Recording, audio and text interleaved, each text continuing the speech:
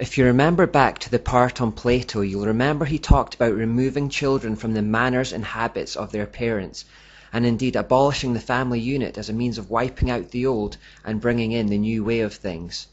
The United Nations likes that idea, and it has instigated a war on parents through its education system. Youth Ant said, "The world will not change and find peace if there is not a new education."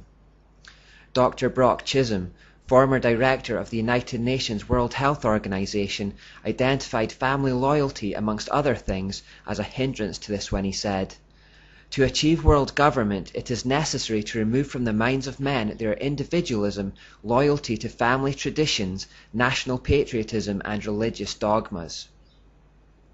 Brock Chisholm also echoed Plato when he said, "What basic psychological distortion can be found in every civilization of which we know anything?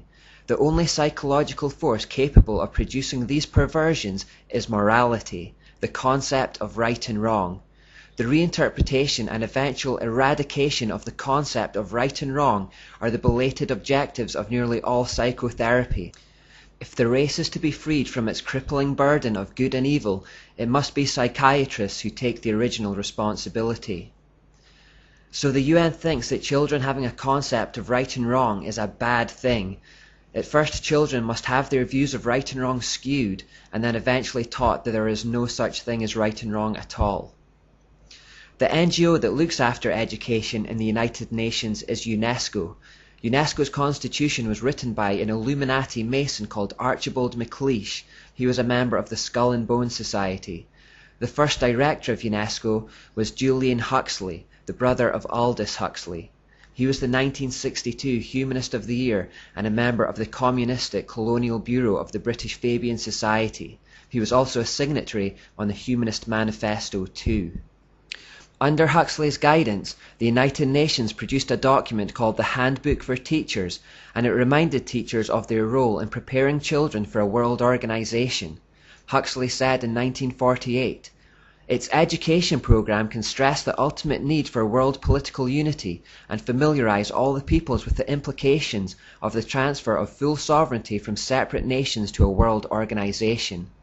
Political unification and some sort of world government will be required." UNESCO explained, "If UNESCO is attacked on the grounds that it is helping to prepare the world's people for world government, then it is an error to burst forth with apologetic statements and denials. Let us face it, the job of UNESCO is to help create and promote world citizenship. When faced with such a charge, let us by all means affirm it from the housetops." They're not even pretending to hide it. So in whatever country you live, you may notice the media and education systems encouraging you to feel ashamed of your nationality, your history, or your politicians. This is designed to remove your allegiance from your nation so that you are more ready to accept global citizenship. But what about this war on parents they're waging? On the opening page of the UNESCO handbook it says, "Before the child has entered school, his mind has already been profoundly marked and often injuriously by earlier influences, i.e. parents, first gained however dimly in the home." UNESCO thinks that if you have been teaching your child the truth about God in the home, then you have injured their mind and that this needs to be undone in the school. Page 58 of the UNESCO handbook says, "As we have pointed out, it is frequently the family that infects the child with extreme nationalism. The school should therefore use the means described earlier to combat family attitudes. The whole aim is to undermine Judeo-Christian values and to eradicate it as an infection from the minds of children." Peter Hoagland perhaps sums up their attitude when he says, "Fundamental Bible-believing people do not have the right to indoctrinate their children in their religious beliefs because we, the state, are preparing them for the year 2000 when America will be part of a one-world global society and their children will not fit in." They are, in fact, encouraging children to rebel against their parents' instruction, and by doing so they are of course breaking the fifth commandment to honor your father and mother. On page 8 of the Handbook for Teachers it says, "The kindergarten or infant school has a significant part to play in the child's education. Not only can it correct many of the errors of home training, but it can also prepare the child for membership at about age 7 in a group of his own age and habits. the first of many such social identifications that he must achieve on his way to membership in the world society. Again, they see the teaching of parents as errors that need to be corrected. Parents are today, therefore, being asked to hand their kids over to a system that will at the earliest possible age begin indoctrinating them with their philosophical ideas that run contrary to any Christians. We can also see from this quotation that they believe peer pressure will aid their cause. Today, because of the economic squeeze on average working families, along with the Lilith-inspired feminist movement, many mothers have either been taught to think of motherhood as something inferior to careerism, or have financially been left with no choice but to go to work and leave their child in the hands of others. This separation between kids and parents is good for the United Nations.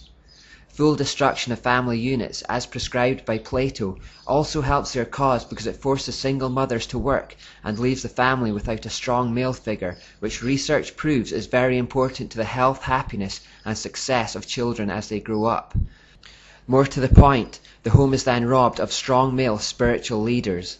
Satan has been waging a sustained attack on men and male identity for a long time, in the knowledge that if he can render them weak, disillusioned, and stunted spiritually, the rest of his work becomes a lot easier.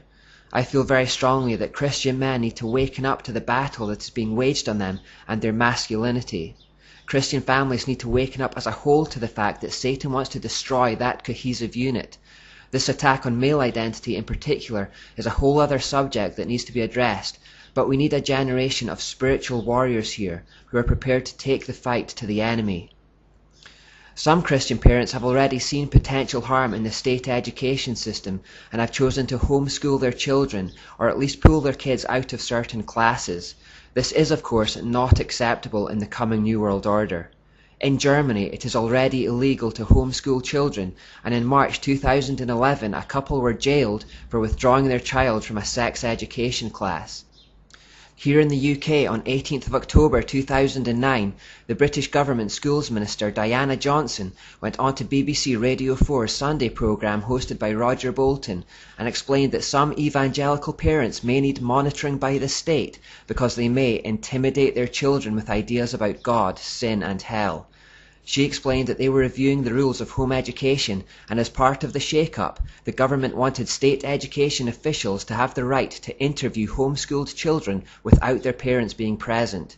The intention, of course, is to identify and prosecute those parents who are giving their children Christian ideas that go against those of the New World Order.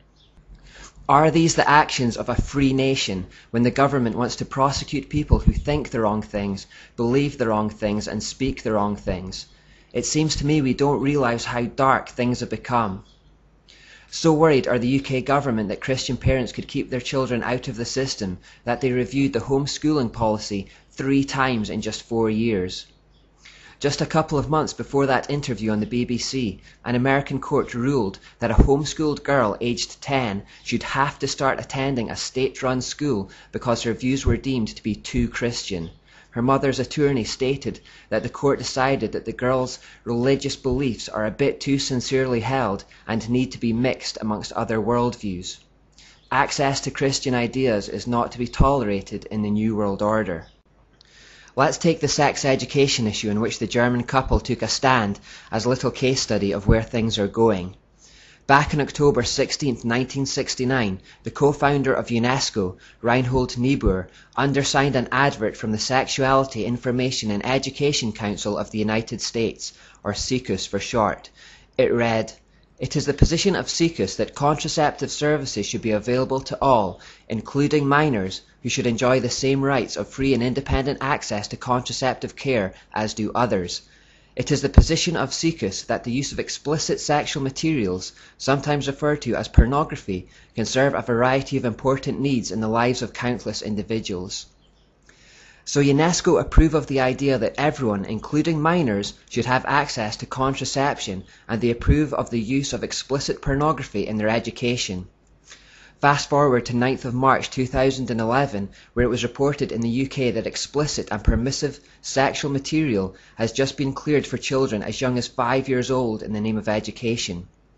Despite this education already having led to explosions in sexual promiscuity, disease and teenage pregnancies, this line has not been abandoned. Quite the opposite. the age at which children have access to it is reduced. Furthermore, free contraception is now widely available to facilitate early sexual activity, which is promoted as safe, but which is anything but. Disease has skyrocketed. These policies daily help destroy the lives of young people around the world. The reason it's not being reversed is because they're not really concerned about the well-being of individuals. The primary aim of the whole United Nations organization is to usher in the required conditions for their Christ Lucifer. The end justifies the means in their eyes. As the parents in Germany found out, they are jailed if they try to keep their children away from it. Huxley's UNESCO handbook even perpetuated the old ideas of eugenics, saying, "Thus, even though it is quite true that any radical eugenic policy will be for many years politically and psychologically impossible, it will be important for UNESCO to see that the eugenic problem is examined with the greatest care, and that the public mind is informed of the issues at stake, so that much that is now unthinkable may at least become thinkable."